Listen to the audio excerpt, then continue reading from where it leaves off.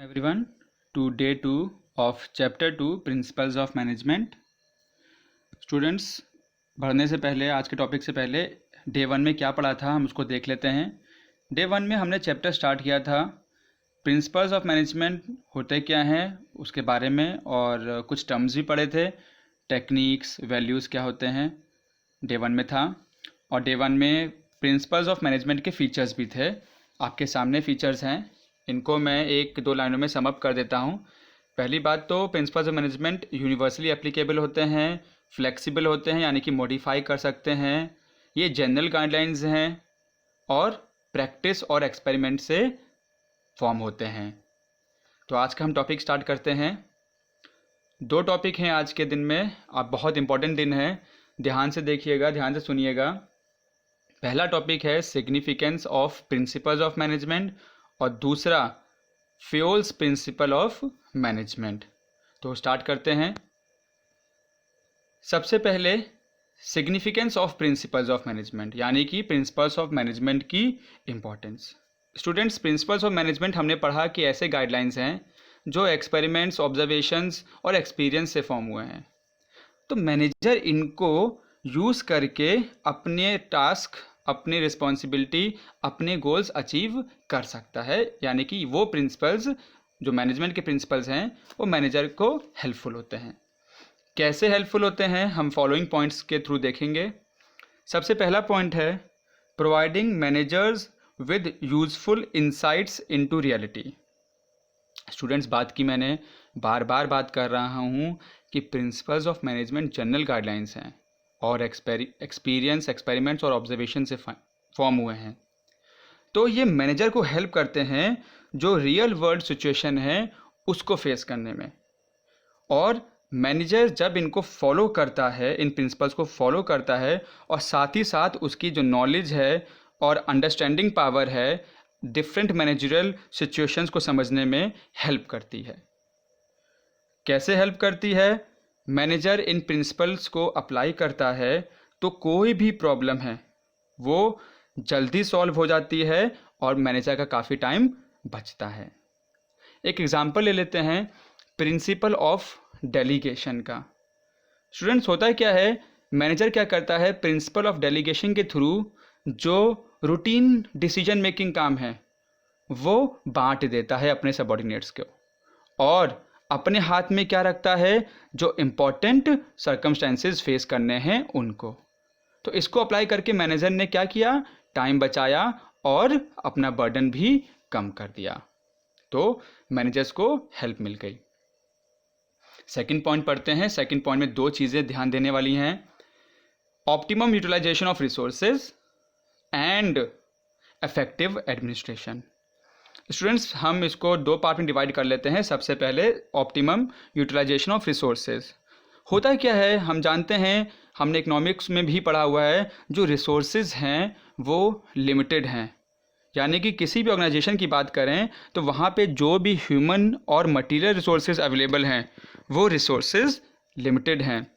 करना क्या है, उन रिसोर्सेज को हमें ऑप्टिमली यूज़ करना है। अब ऑप्टिमली यूज़ करने का मतलब क्या हुआ, हम बात कर चुके हैं चैप्टर 1 में कि मैनेजर को एफिशिएंट रहना पड़ेगा और वेस्टेज कम करना पड़ेगा। That is giving maximum benefit with minimum cost. और क्या होगा, जितना भी वेस्टेज होगा वो कम हो जाएगा अगर हम प्रिंसिपल्स ऑफ मैनेजमेंट को अच्छे से यूज़ करें। दूसरी बात, इफेक्टिव एडमिनिस्ट्रेशन। स्टूडेंट्स, होता क्या है कि प्रिंसिपल्स ऑफ मैनेजमेंट मैनेजर्स को प्रीजुडिसेस और बायसनेस से बचाता है। यानी कि कभी कभी क्या होता है, मैनेजर कोई भी डिसीजन लेने से पहले सोचता है कि नहीं, मुझे ये जो है अनरीजनेबल लग रहा है, मुझे अच्छा नहीं लग रहा है, पसंद नहीं आया, वो प्रीजुडाइज हो जाता है। या फिर कभी कभी किसी डिसीजन को लेकर बायस हो जाता है, यानी कि वो पार्शल हो जाता है। प्रिंसिपल ऑफ मैनेजमेंट क्या करता है, एक बाउंड्री सेट कर देता है कि नहीं, आपको प्रिजुडाइज नहीं होना है, बायस नहीं होना है। इससे होता क्या है, एडमिनिस्ट्रेशन इफेक्टिव हो जाता है। तो ये दोनों चीज़ें थी इस पॉइंट में। आगे बढ़ते हैं थर्ड पॉइंट पे, जो कि है साइंटिफिक डिसीजंस। स्टूडेंट्स, वही बात मैं बार बार दोहरा रहा हूँ, डे 1 में भी बात हुई थी, अभी मैंने आज के जो रिवीजन कराया उसमें भी था। मैनेजमेंट प्रिंसिपल्स जो होते हैं वो बेस्ड होते हैं साइंटिफिक एक्सपेरिमेंट्स ऑब्जर्वेशंस के हिसाब से। तो जितने भी डिसीजंस लिए जाते हैं वो थॉटफुल डिसीजंस होते हैं, again free from biasness and prejudice. Okay, then fourth point, meeting changing environment. Students again day 1 मैंने कहा था ये चैप्टर, इसमें टॉपिक्स हर टॉपिक में जो है वो रिलेटेड हैं। कैसे डे 1 में हमने पढ़ा था कि प्रिंसिपल्स ऑफ मैनेजमेंट जो होते हैं वो फ्लेक्सिबल होते हैं, वो सिर्फ एक जनरल गाइडलाइंस हैं, उनको हम सर्कमस्टेंस चेंज होंगे तो हम उनमें भी चेंजेस ले आएंगे, यानी कि प्रिंसिपल्स ऑफ मैनेजमेंट में भी मॉडिफिकेशन ले आएंगे ताकि मैनेजर उनको अपने हिसाब से मतलब यहाँ पर चेंज जो हुआ है इन्वायरमेंट में उसके हिसाब से यूज़ कर सके। स्टूडेंट एक प्रिंसिपल है, एग्जांपल लेता हूँ, principle of division of work, जो कि कहता है काम को बांट दो। हमने क्लास 11th में भी पढ़ा था BPO का कॉन्सेप्ट, बिजनेस प्रोसेस आउटसोर्सिंग का कॉन्सेप्ट। उसमें क्या था, काम को बांट दिया गया था। आपको याद होगा कि जो नॉन एसेंशियल एक्टिविटीज़ हैं, नॉन कोर एक्टिविटीज़ हैं, वो हम दूसरी कंपनी से आउटसोर्स करा लेते हैं और अपने हाथ में कोर एक्टिविटीज़ रखते हैं। यानी कि मॉडर्न टाइम के हिसाब से जो चेंजिंग इन्वायरमेंट आ रहा है उसके हिसाब से क्या किया, काम को बांट दिया। BPO, KPO, LPO इसके कुछ अच्छे एग्जाम्पल्स हैं। आगे बढ़ते हैं 5th पॉइंट पे, fulfilling social responsibilities. Students management principles जो हैं वो इवॉल्व होते जा रहे हैं ताकि ऑर्गेनाइजेशनल ऑब्जेक्टिव्स तो हो सकें, साथ ही साथ सोशल ऑब्जेक्टिव्स भी वो अचीव कर सके या फुलफिल कर सके।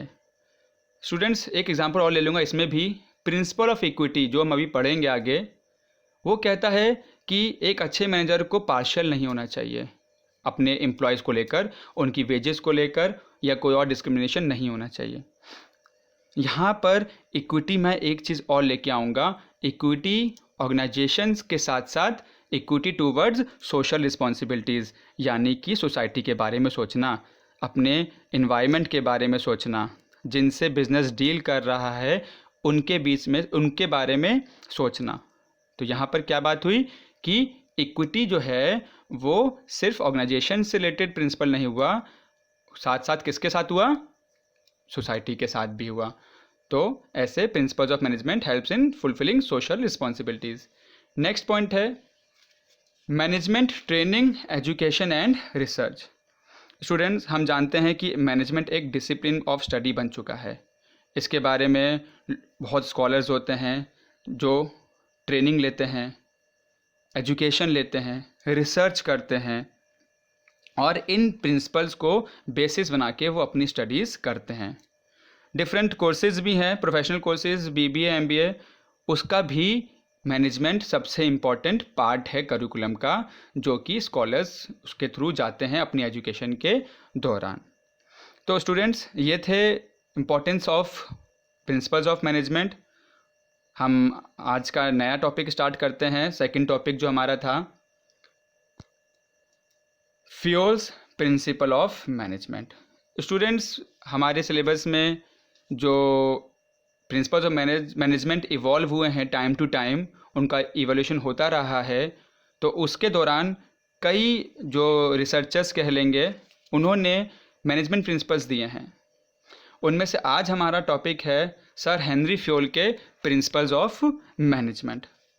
स्टूडेंट ये जो हेनरी फ्योल थे इनका जन्म फ्रांस में हुआ था और इन्होंने अपनी माइनिंग इंजीनियरिंग की।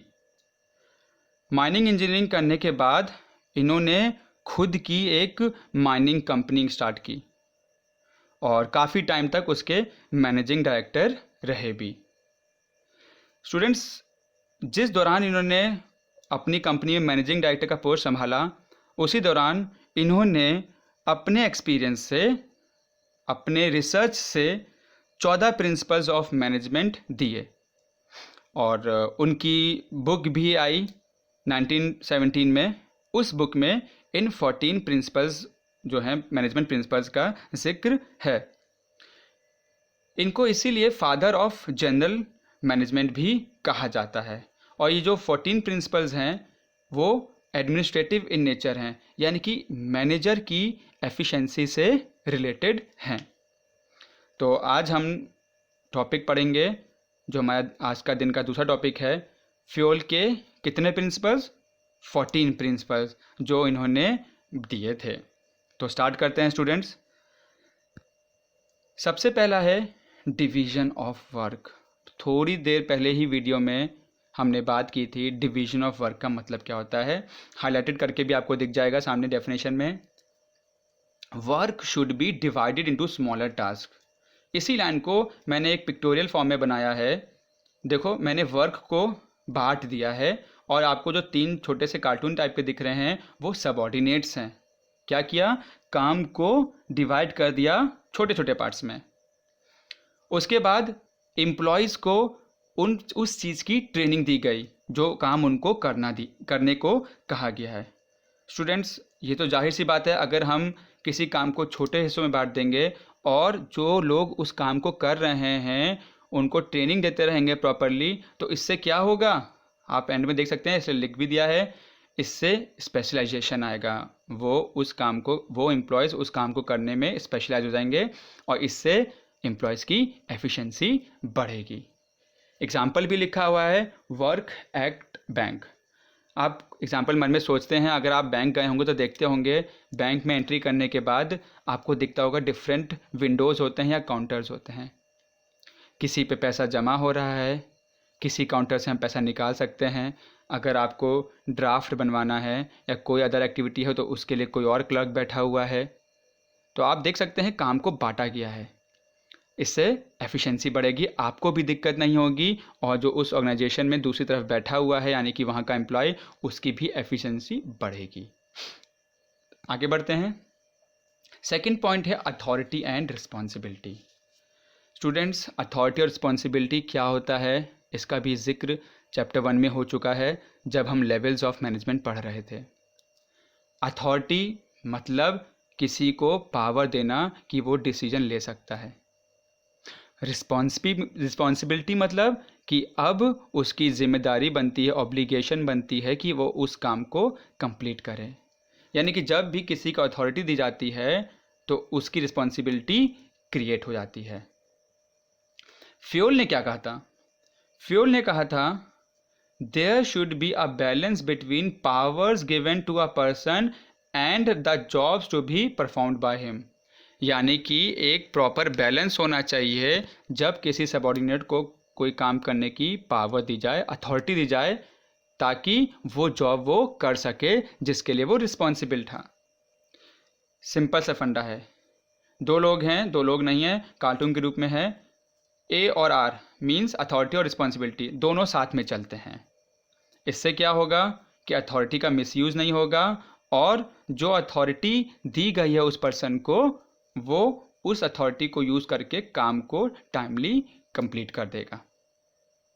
यानी कि authority and responsibilities both work hand in hand, दोनों साथ में चलेंगे।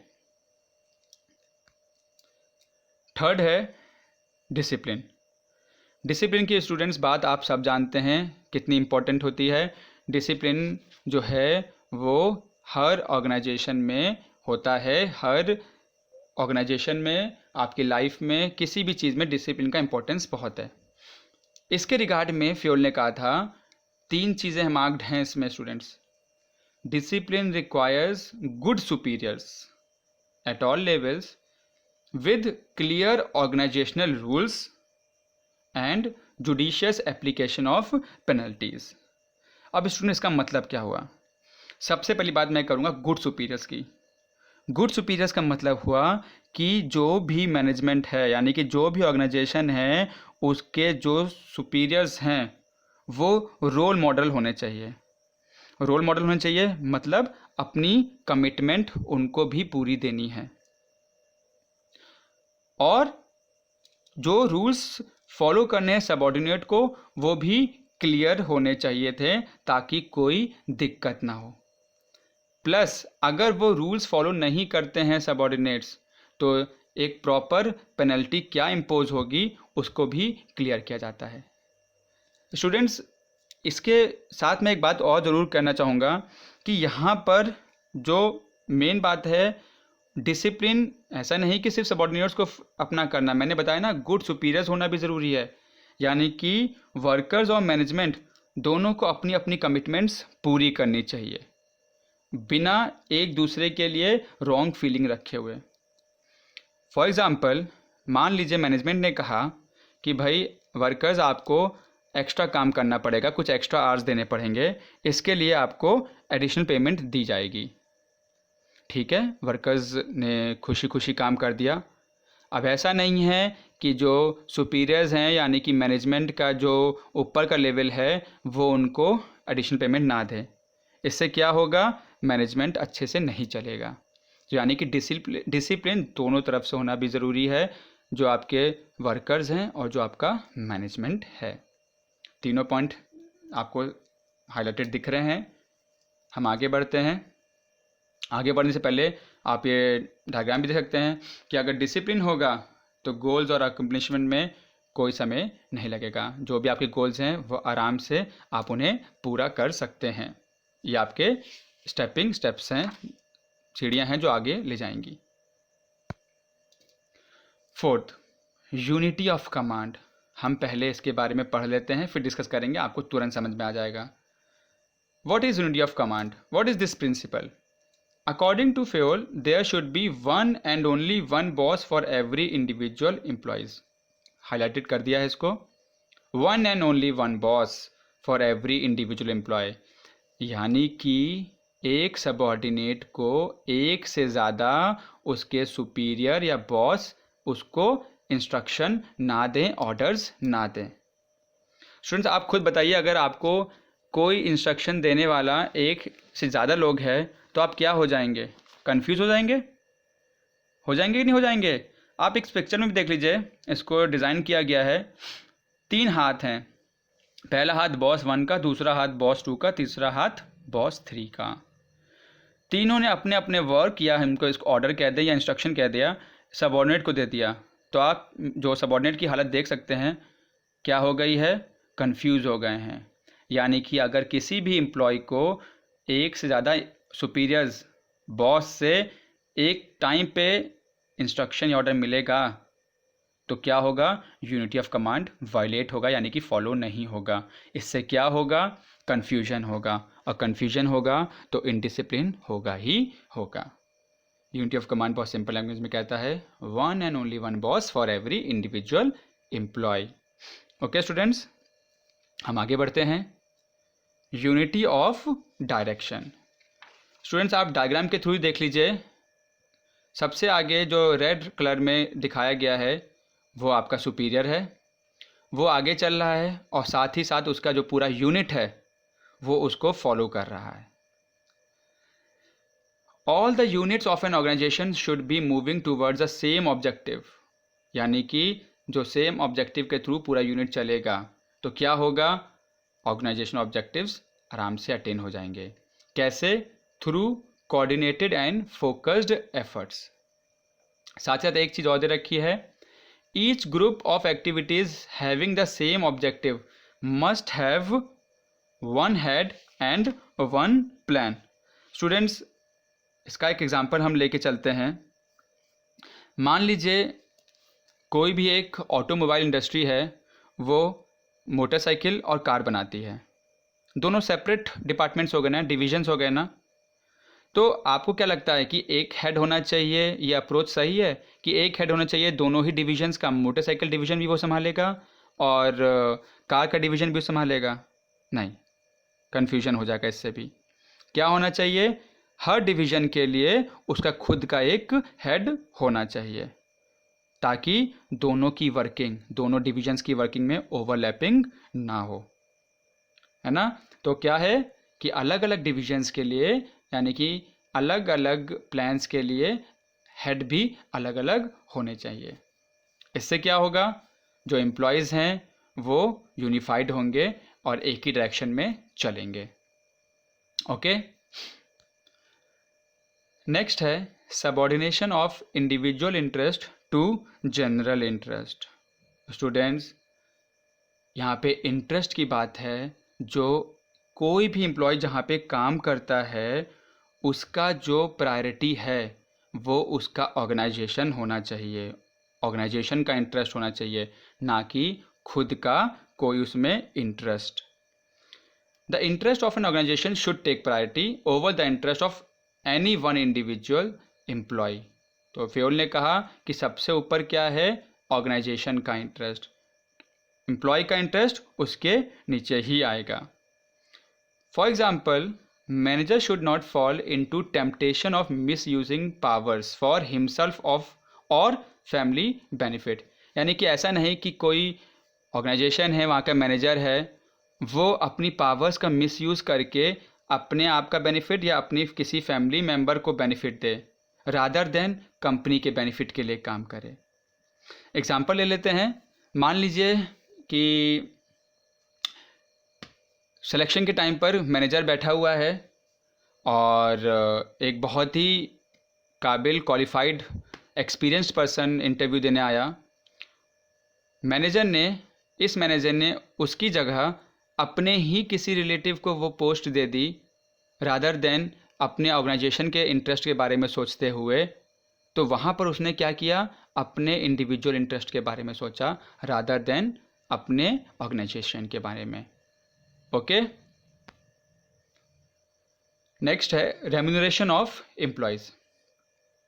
स्टूडेंट, रेम्यूनरेशन क्या होता है? सबसे पहली बात, जो पेमेंट ऑर्गेनाइजेशन करती है अपने एम्प्लॉयज़ को, बोनस, कमीशन और बेसिक जो उनकी सैलरी कह लें या वेजेस कह लें, वो रेम्यूनरेशन है। अब ये रेम्यूनरेशन फ्यूल के हिसाब से कैसी होनी चाहिए? फ्यूल ने कहा था the overall pay and compensation should be fair to both employees and organisation. यानी कि जो रेम्यूनरेशन पे की जा रही है किसी भी एम्प्लॉय को, उसके लिए वो फेयर एंड जस्ट होनी चाहिए। मतलब जिस हिसाब से उसने काम किया है वो जस्टिफाई करनी चाहिए, यानी कि उसकी रेम्यूनरेशन उस काम को जस्टिफाई करनी चाहिए, फेयर एंड जस्ट।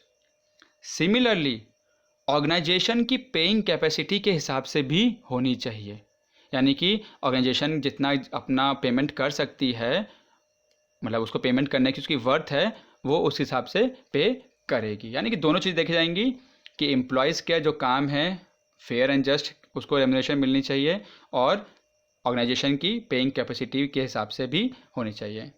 दो फायदे होंगे स्टूडेंट्स से। सबसे पहले, जो काम कर रहा है वो मोटिवेटेड फील करेगा कि हाँ, मैंने जितना काम किया, मेरी कमीशन, मेरी जो भी रेम्यूनरेशन है वो उस हिसाब से मुझको मिली। दूसरी चीज़, अगर दोनों खुश हैं, मैनेजमेंट भी खुश है और एम्प्लॉय भी खुश है उस रेम्यूनरेशन को देने से और लेने से, तो उससे ऑर्गेनाइजेशन में एक अच्छा वर्किंग एटमॉस्फेयर बनेगा। आगे बढ़ते हैं। 8th प्रिंसिपल में हम आ गए हैं, जो कि है सेंट्रलाइजेशन एंड डिसेंट्रलाइजेशन। स्टूडेंट, सबसे पहले क्वेश्चन वही, सेंट्रलाइजेशन क्या है और डिसेंट्रलाइजेशन क्या है? इस डायग्राम में देखिए, कुछ पिक्टोरियल बनाने की कोशिश की गई है। इसको भी बीच में मैनेजर है, सेंट्रलाइजेशन का पहला पार्ट। लेफ्ट में देखिएगा, सारी पावर्स उसके हाथ में है। राइट में देखिए, डिसेंट्रलाइजेशन को दर्शाने की कोशिश की गई है। फिर मैं इनकी डेफिनेशंस, कुछ वर्ड्स यूज़ करूँगा, कीवर्ड्स। डिसेंट्रलाइजेशन में देखिए कि बीच में अगेन वही मैनेजर है, लेकिन अब केस थोड़ा अलग कर देते हैं। उसने पावर्स बांटी हुई हैं, देखिए, दूसरे लोगों को, सबऑर्डिनेट्स को, लेकिन बीचों बीच कौन है? वो खुद है। तो अब सेंट्रलाइजेशन और डिसेंट्रलाइजेशन क्या है, इस पिक्चर को दिमाग में रखते हुए करते हैं। The concentration of decision making authority is called centralisation. यानी कि लेफ्ट हैंड साइड में जब सेंट्रलाइजेशन दिखाया तो डिसीजन मेकिंग अथॉरिटीज सिर्फ मैनेजर के हाथ में है, उसने बांटा नहीं। And its dispersal among more than one person is known as decentralisation. जब उस मैनेजर ने उस डिसीजन मेकिंग अथॉरिटी को, देखिए, डिफरेंट सबऑर्डिनेट्स में बांट दिया है, तो उसे कहेंगे डिसेंट्रलाइजेशन। अब फ्योल ने क्या कहा था? फ्योल ने कहा था there is a need to balance subordinate involvement through decentralisation with manager retention of final authority through centralisation. यानी कि बैलेंस होना चाहिए कि हम जो काम अपने सबॉर्डिनेट्स को दे रहे हैं उनका इन्वॉल्वमेंट होना ज़रूरी है, लेकिन फाइनल अथॉरिटी किसके हाथ में रहेगी? किसके हाथ में? मैनेजर के हाथ में रहेगी। अब स्टूडेंट्स, हमने पढ़ा भी है प्रिंसिपल्स ऑफ मैनेजमेंट फ्लेक्सिबल होते हैं, जनरल गाइडलाइंस हैं। फॉर एग्जांपल, हम सेंट्रलाइजेशन करेंगे कि डिसेंट्रलाइजेशन करेंगे, मैनेजर के दिमाग में ये बात आएगी। वो क्या करेगा? बैलेंस कैसे बनाएगा?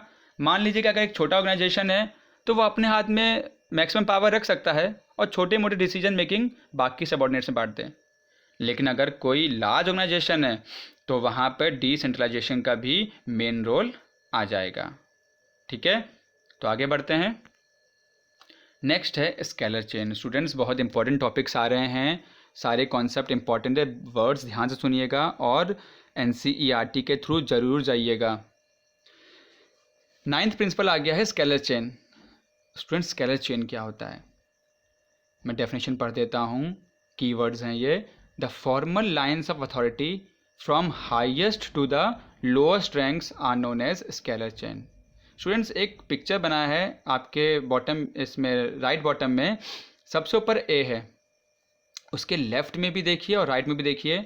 ए सबसे ऊपर है और लाइन ऑफ अथॉरिटी ए के नीचे जा रही है। लेफ्ट हैंड साइड में भी BCDEF और राइट हैंड साइड में भी LMNOP। तो जब फॉर्मल लाइन्स ऑफ अथॉरिटी होती हैं जो हाईएस्ट से लोएस्ट रैंक में जाती हैं उसको स्केलर चेन कहते हैं। अब फ्योल ने क्या कहा था? फ्योल ने कहा था organisation should have a chain of authority and communication that runs from top to bottom should be followed by the subordinates. यानी कि जो अथॉरिटी है वो टॉप से बॉटम में जानी चाहिए और सारे सबऑर्डिनेट्स इसी स्केलर चेन को फॉलो करेंगे। यानी कि मैनेजर सबऑर्डिनेट्स को अपना, मैनेजर ऊपर रहते हुए सबऑर्डिनेट्स को अपने सारे इंस्ट्रक्शंस देगा और सारे सबऑर्डिनेट्स उसको फॉलो करेंगे। फॉर एग्जांपल, आप समझ लीजिए कि अगर कोई काम है कि ई को ओ से कम्युनिकेट करना है। अभी आप उस डायरेक्ट लाइन को मत देखिएगा, कैसे होगा? ई डी के पास जाएगा ऊपर, डी सी के पास, सी ऊपर बी के पास, बी फाइनली ए के पास जाएगा। जब ए के पास वो इन्फॉर्मेशन पहुंच जाएगी तो ए उसको दूसरे साइड में ले जाएगा, एल के पास, एल से एम, एम से एन और एन से फाइनली ओ के पास। यानी कि ये लाइन ऑफ अथॉरिटी फॉलो की जाएगी। लेकिन साथ ही साथ फ्योल ने एक बात और कही, अगर मान लीजिए इमरजेंसी है, आपको पता है कि इतना लंबा फॉर्मल लाइन ऑफ अथॉरिटी अगर हम फॉलो करेंगे तो टाइम टेकिंग होगा, डिले होगा। तो उसने कहा कि अगर इमरजेंसी है तो आप गैंग प्लैंक फॉलो कर लीजिए। अब गैंग प्लैंक में क्या होगा? इमरजेंसी के टाइम पर ई डायरेक्टली ओ से कम्युनिकेट कर सकता है अगर इमरजेंसी है तो। जैसे डायग्राम में दिखाया गया, एक स्ट्रेट लाइन, हॉरिजॉन्टल लाइन, ये एक शॉर्टर रूट होगा ताकि कम्युनिकेशन में डिले ना हो। तो ये स्केलर चेन का कॉन्सेप्ट था। प्रिंसिपल, हम आगे बढ़ते हैं। नेक्स्ट प्रिंसिपल है principle of order. Students, principle of order कहता है according to Fayol, people and materials must be in suitable places at appropriate time for maximum efficiency. बहुत सारे वर्ड्स यूज हो गए हैं। People and materials must be in suitable place, यानी कि पहला वर्ड हम सुटेबल प्लेस देख लेते हैं। कोई भी मटेरियल जो हमें चाहिए या लोग काम कर रहे हैं वो सुटेबल प्लेस पे होने चाहिए, और जब वो चीज़ की ज़रूरत पड़े यानी कि अप्रोप्रिएट टाइम, उस समय वो चीज़ वहाँ पर होनी चाहिए ताकि मैक्सिमम एफिशिएंसी बनी रहे। फॉर एग्जांपल स्टूडेंट्स, आपके स्कूल का एग्जांपल ले लेते हैं। अगर मान लीजिए आप स्टूडेंट्स स्कूल में एंटर करते हैं तो आपको क्लास जाना है, तो आपको पता है आपकी कौन सी क्लास है।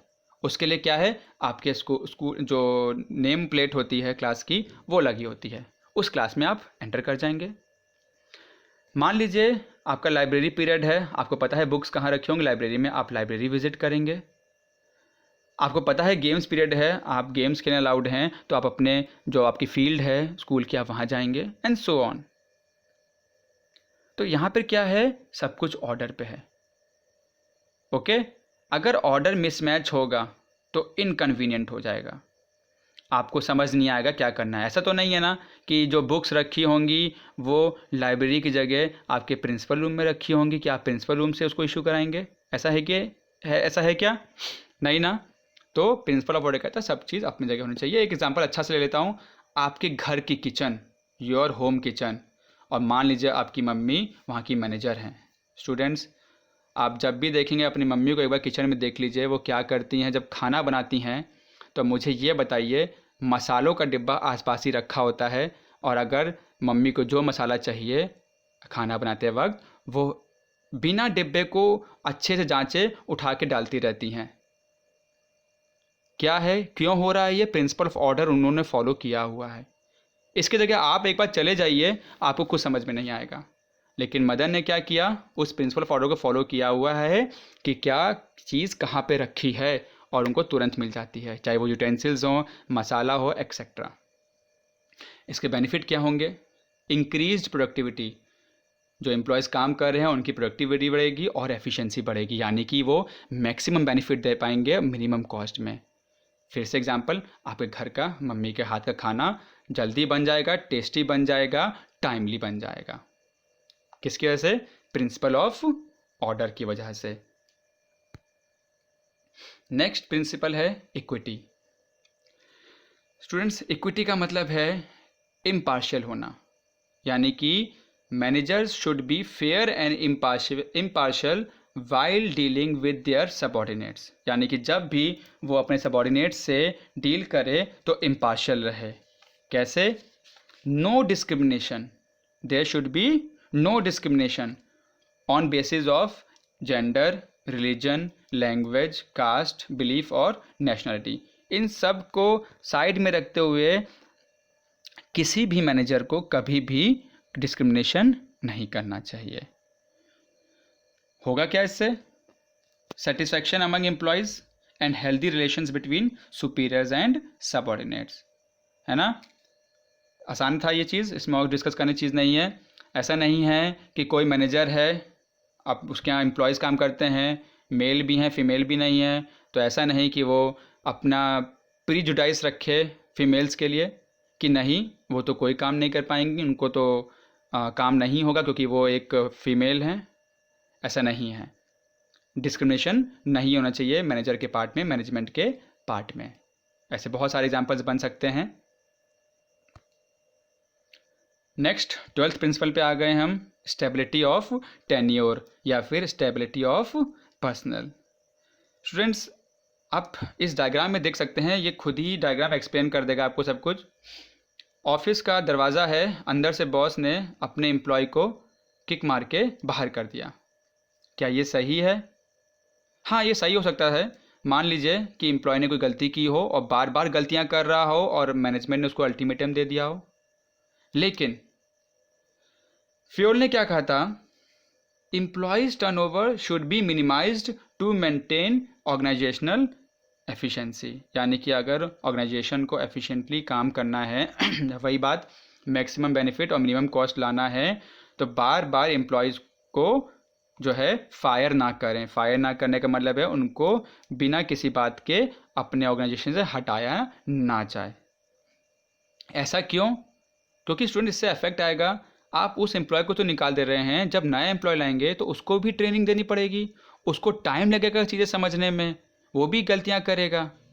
तो इससे ऑर्गेनाइजेशन के नुकसान है कि बार बार बिना किसी रीज़न के एम्प्लॉयज़ को अपने ऑर्गेनाइजेशन से ना हटाए, ट्रेनिंग कॉस्ट बचाने के लिए और उसको बाकी चीज़ें समझने के लिए टाइम लगेगा भी।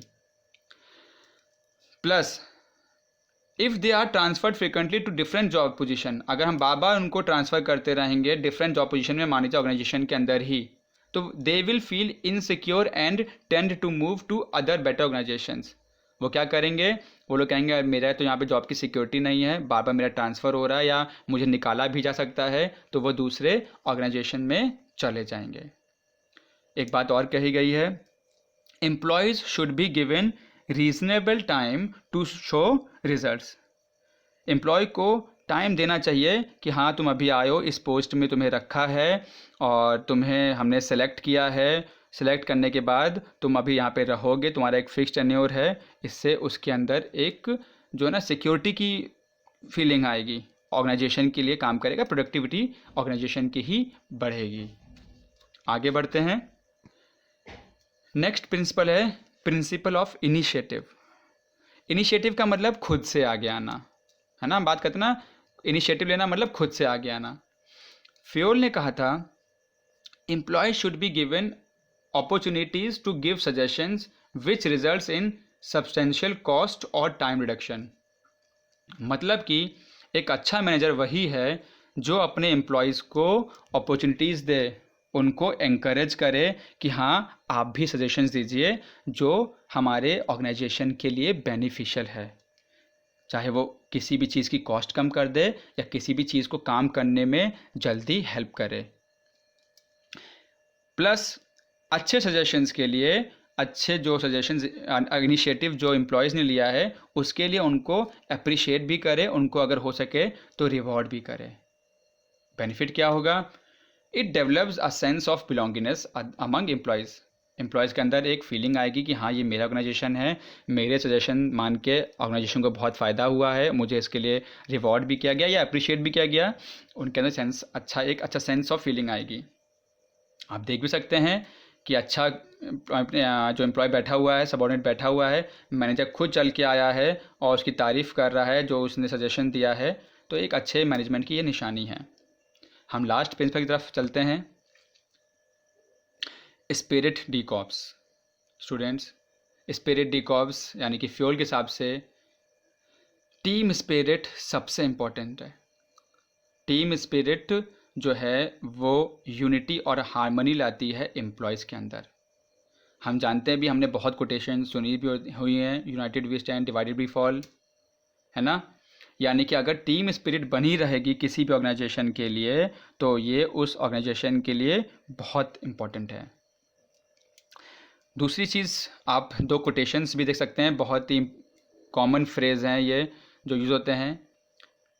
When I is replaced by we, यानी कि एक अच्छे मैनेजर को ये देखना चाहिए कि ये जो आई वाली फीलिंग है वो वी से रिप्लेस हो। और एक कोटेशन भी है, when I is replaced by we even illness become wellness. Plus एक कोटेशन हमारे सामने और लिखा हुआ है, टीम वर्क।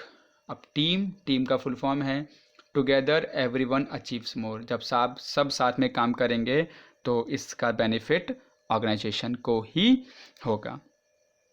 ये था स्पिरिट डी कॉर्प्स। स्टूडेंट्स, तो जो फ्यूल के 14 प्रिंसिपल्स थे वो यहाँ पे ख़त्म हुए हैं। और ये जो 14 प्रिंसिपल्स मैनेजमेंट के हैं स्टूडेंट्स, ये जितनी भी मैनेजरियल प्रॉब्लम्स हैं उनको हटाने के लिए जो मैनेजर्स यूज़ करते हैं, उन्हें अप्लाई करते हैं, बहुत ही इम्पोर्टेंट रहते हैं ये किसी भी मैनेजर की एफिशिएंसी बढ़ाने के लिए, और इनको फॉलो किया जाता है। तो इससे इम्पोर्टेंट जो प्रिंसिपल्स दिए थे यहाँ पे ख़त्म होते हैं। आपके रिवीजन के लिए ये स्लाइड है। आप इन सारे जो प्रिंसिपल्स हैं, 14 प्रिंसिपल्स ऑफ मैनेजमेंट हैं, इनको एक्रोनिम के थ्रू याद कर सकते हैं। सबसे नीचे दिया हुआ है डैड, UCUSSR, OIC, तो डैड कहते हैं OIC। तो ये जो एक्रोनिम है आप इसको, मैंने जो इस स्लाइड में पुट किया है, इसी एक्रोनिम के हिसाब से ही प्रिंसिपल्स को पुट किया गया, आप इसको याद कर सकते हैं। 14 प्रिंसिपल्स है ये सर हेनरी फ्यूल के। तो टाइम है अभी टेस्ट योरसेल्फ का। 2 क्वेश्चंस हैं, ऑब्जेक्टिव क्वेश्चंस। पहला है guess the principle of management shown in the given diagram. Students, एक डायग्राम दे रखा है, आप इसको समझ के, इस डायग्राम को समझ के गेस करेंगे कि ये कौन सा हेनरी फ्यूल का प्रिंसिपल डिनोट कर रहा है। मैं थोड़ा बता देता हूँ। 2 बॉस हैं, बॉस 1 बॉस 2 दिख रहा होगा आपको, और नीचे सबऑर्डिनेट है। दोनों बॉस आपको दिख रहे होंगे और सबऑर्डिनेट भी दिख रहा होगा। आपको जो वर्ड्स लिखे हैं वो भी पढ़ने हैं और समझना है, आंसर करना है कि ये कौन सा प्रिंसिपल है। सेकंड MCQ है, frequent transfers and turnover of employees lead to violation of which principle. यानी कि हमें बताना है, हमें आंसर करना है कि कौन सा प्रिंसिपल फॉलो नहीं हो रहा है, वायलेट हो रहा है।